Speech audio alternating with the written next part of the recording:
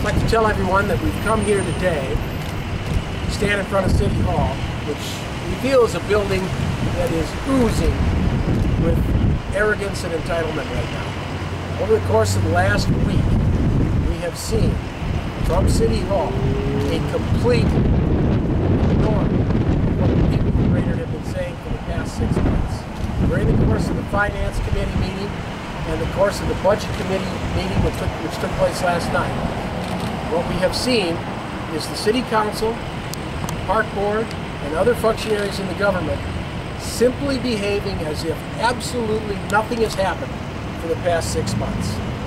We have with us today myself, Guy Green, a candidate for mayor, Paul Hirst, and Jeff Czeczok, who are both candidates for the at-large position on the City Council. We have people who are running against each other, basically standing here in agreement that what is going on inside of this building has got to come to a stop, and it's got to come to a stop this election. We have seen, over the course of the last 6 months, countless numbers of people from Brainerd come into this building and speak in front of the City Council, speak in front of the Park Board, speak in front of the City Administrator, asking that the people in this building listen to what the people of Brainerd are saying. That has not been happening.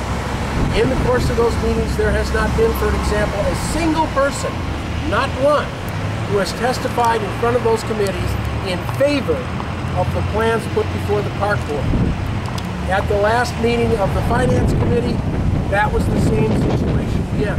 Yet we had members of the council try to convince us that nobody was speaking out against that plan, and most of the people they were hearing from were speaking in favor of the plan. Well, the facts themselves put the lie to that. The Parks Director has resigned from his position, and the Parks Department is insisting on putting in an interim park director for 90% of the old director's salary, without putting it out on notice many times, and not considering that that job could very well have been voted out of existence 3 days after somebody's put into it. It is business as usual in this building, and that is what a lot of the people who have gotten into politics for the first time this year are running against. We're here speaking as one voice to tell the people of Brainerd, you are being listened to. We are listening, and we are going to continue to put before the City Council facts and opinions of the people of Brainerd.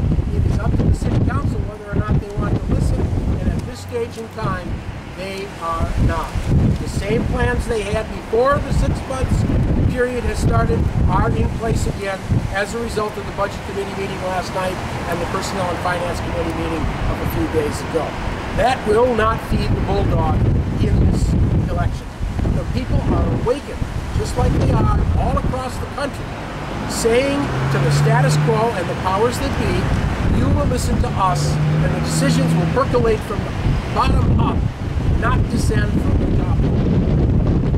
Paul and I have been in conversations this morning. Jeff and I have been talking. I talked with Jan Burton, who's running in Ward 2 against Kelly Bevins. A couple of weeks ago, we had this locked up. We had the 4 votes to make the changes necessary in the Park Department. These are the same people who cannot make a decision on whether to keep the professional fire department, get rid of the fire department. They push these people out, brought them back in. They've turned the street lights off, they've turned the street lights back on. They're going to public safety first for their cuts and leaving alone the place that really needs a haircut, administration and City Hall. That's what we're here to tell the people. We're still listening. You have got to do your homework. You've got to find the candidates that are listening to you and proposing what you want proposed to solve our problems. Paul and Jeff, if you have anything to say, all I'm telling the people inside is that the people outside are not going away, period.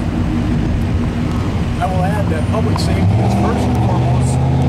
That's why people pay taxes, to have their fire protection, to have their streetlights, and for quality of life amenities such as park programs and road lawns at the parks. Until we get council members that are willing to listen to the concerns and issues people have, they're going to maintain this course we've been on for the last decade or more, and it needs to change. After listening to the discussions and studying the budget, it's clear that things continue as they've done for many, many years. And the same kind of thinking that got us into this position is not the kind of thinking that's going to get us out of it. And we are not professional politicians. We're just citizens. And I would like to take a turn, do my best job, and let somebody else have a chance after I've served the term or two. Thank you all for coming.